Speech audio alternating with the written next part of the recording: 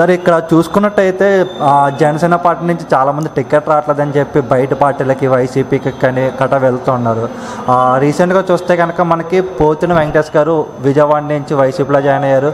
అలాగే మొన్నేమో ముమ్మడివరం నుంచి పెత్తన బాలకృష్ణ గారు, అలాగే అమలాపురం నుంచి రాజాబాబు గారు, వీళ్ళంతా వరుస పెట్టి వైసీపీలో జాయిన్ అవుతున్నారు. దీన్ని మనం ఏ విధంగా చూడొచ్చు అంటారు?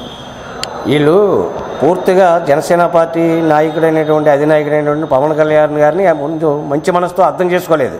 అలాగే ఓపిక తక్కువైంది. ఇన్నాళ్ళు పార్టీలో కష్టపడి పనిచేశారు, కానీ వేచి ఉండాలి. ఇక్కడ పార్టీ సమీకరణల కారణంగా కొన్ని మందికి టికెట్లు ఇవ్వకపోవడం అనేది వాస్తవం. అయితే పోతిన మహేష్ గారైనా, పితాని బాలకృష్ణ గారైనా, రాజాబాబు గారైనా, అమలాపురం వీరందరూ కూడా కంగారుపడి నిర్ణయం తీసుకున్నారు. ఏదో ప్రలోభాలకి లోబడి వాళ్ళు ఆకర్షితులయ్యే అన్నారని జనం అందరూ అనుకుంటున్నారు. కానీ ఇక్కడ పెద్దాపురాన్ని అలాగే రాష్ట్రం మొత్తం మీద ఉన్నటువంటి కోఆర్డినేటర్లో కల్లా ముందు నెంబర్ 1 స్థాయిలో గుర్తించినటువంటి పవన్ కళ్యాణ్ గారు పెద్దాపురం తుమ్మల బాబు గారిని గుర్తించి నిన్న కాకినాడలో ఉగాది సందర్భంగా వారు కొత్తగా కోఆపరేషన్ చేసినటువంటి ఇంట్లో మంచి నిర్ణయం తీసుకున్నారు. ఆ నిర్ణయం ఏమిటంటే కాకినాడ జిల్లా అధ్యక్షులుగా ప్రకటించారు.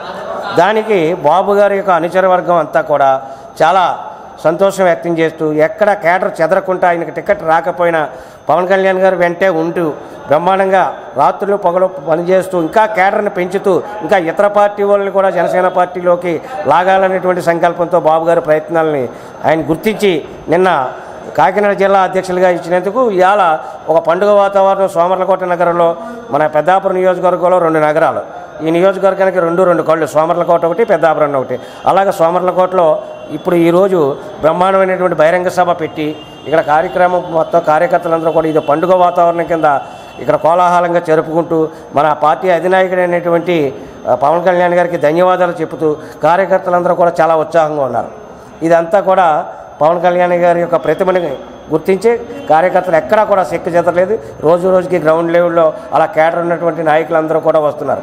ఇతర పార్టీ వాళ్ళు జనసేన పార్టీ వాళ్ళని రమ్మని ఆహ్వానించినా, ఎటువంటి ఎర్ర చూపించినా, ఎటువంటి పదవులు ఇస్తామని ఆశ్రయించినా ఇక్కడ తుమ్మల బాబు గారి నాయకత్వాన్ని కాదనుకుని ఒక్కరు కూడా బయటికి వెళ్ళేటువంటి పొజిషన్ లేదు.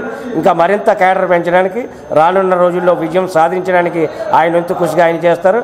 ఆయన వెనకాల మేమందరం పనిచేస్తున్నాం. నేను పెద్దాపురం పట్టణ జనసేన పార్టీ అధ్యక్షులుగా నేను పనిచేస్తున్నాను. అందరూ సమిష్టిగా పనిచేసి ఇక్కడ విజయానికి మేము సహకరిస్తామని తెలియజేసుకుంటున్నాం.